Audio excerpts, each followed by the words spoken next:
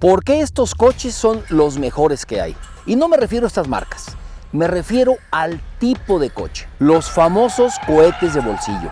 Estos coches tienen la particularidad de que son hatchback, ligeros y potentes, diseñados para proporcionar picante a la conducción. Porque una cosa es que los coches estén diseñados para transportarse, y eso es un hecho, del punto A al punto B, pero la conducción no tiene por qué ser siempre aburrida.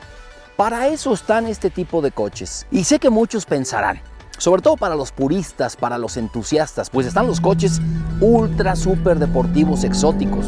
Bueno, pues sí, claro que sí, pero no toda la gente tenemos para comprar ese tipo de coches. Para esto y para nosotros está este segmento, que hay que decirlo, tampoco son muy baratos, pero son mucho más asequibles que los exóticos. Los hot hatches, como se les conoce en inglés, han ido evolucionando significativamente a lo largo de las décadas. Y aquí tenemos el muestrario, década de los 2000, 2010 y 2020. No solamente en términos de diseño, que se ha conservado, si los observamos son prácticamente iguales. Son compactos, son ligeros, en este caso son 2 puertas, pero si nos atenemos a lo que dicta en general la vida, bueno, pues prácticamente en cada generación o cada década han sido mejores. Al término del video yo les voy a decir cuál me gusta más de estas 3 generaciones. Y no me refiero a estas marcas, sino de los coches que se crearon en estas épocas, en estas 3 épocas. Los que son de esta generación de los años 2000 heredaron prácticamente todo lo que se hizo en los 80s y 90s. Antes, en esas épocas, 80s, 90s, eran coches muy compactos, muy pequeños todos. Para estos, para el año 2000, hubo mejoras en refinamientos, pero sobre todo en potencia. Obviamente había turbocargados y había atmosféricos. El que tenemos aquí atrás, el Renault Sport, obviamente es atmosférico, con potencias que variaban entre 150 caballos y 250 caballos, los más potentes. El Clio Sport, se encontraba en aquella época en el punto medio, 172 caballos de potencia. Pero ¿cuál era su fortaleza? Muy ligero, muy maniobrable, y eso le daba una ventaja. Pero en aquella época, y lo recuerdo muy bien porque yo tuve uno cuando salieron aquí en México, me costó 192,000 pesos en aquella época. $10,666. Para que se den una idea, me estoy refiriendo al año 2003. Obviamente su tecnología, hablando de asistencias electrónicas, pues era casi nula. Contaba con lo básico en esa época. El ABS, obviamente, control de tracción, pero no había nada más avanzado. No hay lo que más adelante fue apareciendo, que vamos a ver en aquellos otros, modos de conducción, en fin. Y obviamente estos, por ser herencia de los años 80, años 90, todos eran caja manual.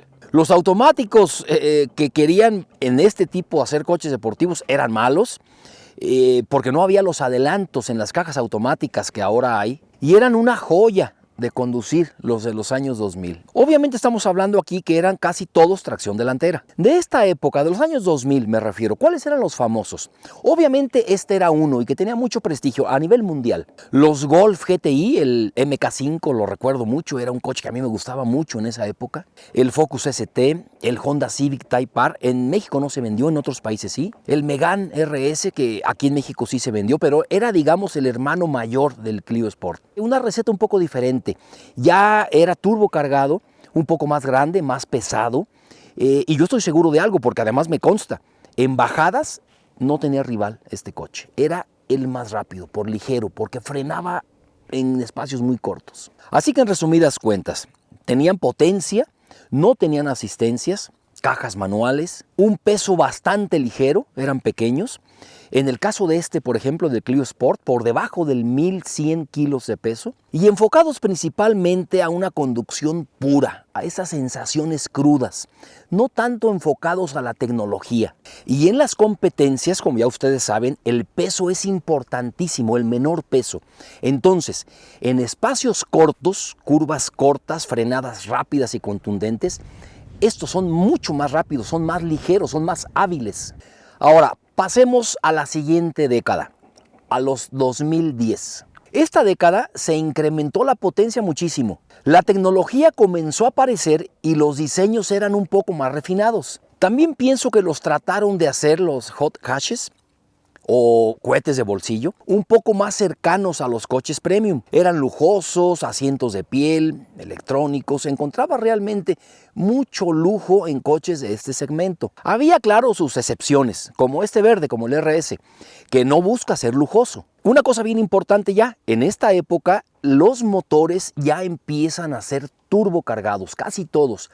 Los aspirados ya empiezan a desaparecer. Y la potencia también aquí se ve incrementada. El turbocargador te da la facilidad de sacar mucho más caballos a motores realmente pequeños. Y aquí en la década ya de los años 2010 pasamos de una media de los 200 caballos de potencia hasta los 350 caballos de potencia.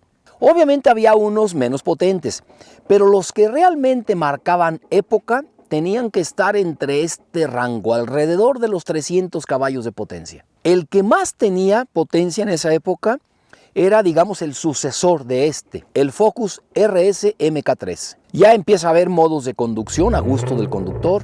Las suspensiones, si en esta generación eran tradicionales, normales, allá ya empiezan a ser adaptativas. En los diferenciales también ya encontramos los de deslizamiento limitado, más asistencias electrónicas, las famosas pantallas táctiles y muchas cosas más que hicieran que ya no nada más fueran deportivos, sino también lujosos. Las cajas manuales seguían siendo populares, pero las cajas automáticas comenzaron a tomar mucha relevancia, en específico las de doble embrague. En esa época fueron, y creo que siguen siendo aún, las de referencia. Coches, por ejemplo, del grupo Bach, todas las Volkswagen, eran cajas de este tipo que eran muy populares y muy superiores a las de convertidor de par, que eran las de los años 2000. En la tracción también ya empiezan a haber modelos con all-wheel drive, del Focus RS MK3, también los Audis, los S3. Y también aquí hablando del peso, ya también empiezan a hacerse más robustos, empiezan a ser más grandes los coches. También debido al aumento de tamaño y de peso que tuvieron,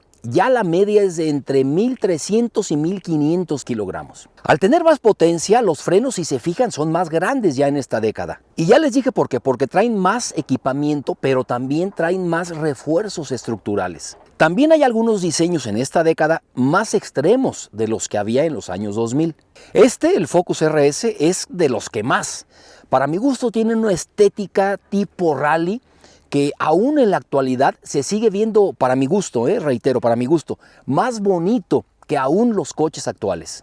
Y coches, digamos, sobresalientes de esta década, los GTI siguen saliendo aquí porque se actualizaron bastante bien. Los Focus también, de ser la versión ST, los RS también sacan pecho aquí. El Civic Type R sigue estando presente. Y obviamente aquí hablando del precio, pues también se va incrementando un poco. La inflación a nivel mundial pues sigue creciendo. Y pasemos ahora a los actuales, a los de la década 2020. Los turbos pues ya son normales y populares en esta década. Aquí ya el primer punto, lo raro es de que haya todavía los autos atmosféricos. No sé, creo que si me pongo a hacer memoria, creo que ya hay muy pocos. Aquí hay algo que estos tienen restricción que no contaban los de los años 2000. Hay regulaciones de emisiones mucho más estrictas, que eso limita mucho a los fabricantes. Hay unos que son ultrapotentes y hay otros que son hechos para el día a día. Pero a diferencia que en la década de los años 2010, que eran, digamos, más bruscos, más radicales la entrada del turbo, aquí en la década ya de los 2020, ya la potencia que te entrega el turbocargador se hace ya más gradual, más amigable con la conducción. Y la potencia que encontramos ya hoy en día en los coches, pues era la potencia que en la década de los 2000 era exclusiva de los autos exóticos. Hoy en día traen desde los 300 caballos hasta los 420 caballos de potencia. El GR, el Yaris, trae 300 caballos de potencia. Pero, por ejemplo, el A45 AMG de Mercedes trae 420 caballos. A nivel tecnológico ya traen todas las asistencias que puedan existir. Suspensiones adaptativas, diferenciales electrónicos. Pero aquí pienso yo que los puristas perdieron un poco de lo que había en la década de los 2000 y 2010. Los coches ya son muy sencillos, la verdad, muy sencillos de conducir, te aportan muchísimo en la conducción para tu seguridad y eso está bien. Y las cajas automáticas, para pesar de muchos, me incluyo, pues ya son populares. Ya casi las cajas manuales dejaron de existir. Hay muy pocas marcas, muy pocas que todavía siguen fabricando cajas manuales. Es el caso de del GR, del Yaris. Y ya la tracción en esta década, en la actual, ya no es delantera. Ya lo común es que sea tracción integral. Obviamente hay modelos que siguen siendo tracción delantera. Aquí vuelve a aparecer el GTI, pero el Golf R ya es tracción integral, ya juega en la liga grande. Obviamente el Yaris, el GR, el Cupra, hay muchos en este segmento. Y esto también repercute en el peso, es aún mayor, aproximadamente 100 kilos más que en la década de los 2010. Sobre todo aquellos que incluyen una motorización híbrida. En los diseños también seguimos encontrando agresivos, deportivos, pero aquí ya se dividen, unos que buscan ser muy lujosos, aún siendo deportivos, o los que no les importa el lujo, que solamente son radicales y deportivos. Y el Yaris, está fuera de época. Y hablando de los actuales, todos los demás a mí no me gustan, porque son caja automática. A mí no me gustan. ¿Y por qué me gusta el GR Yaris? Porque es una combinación de recetas entre la 2010 y los actuales. ¿Por qué?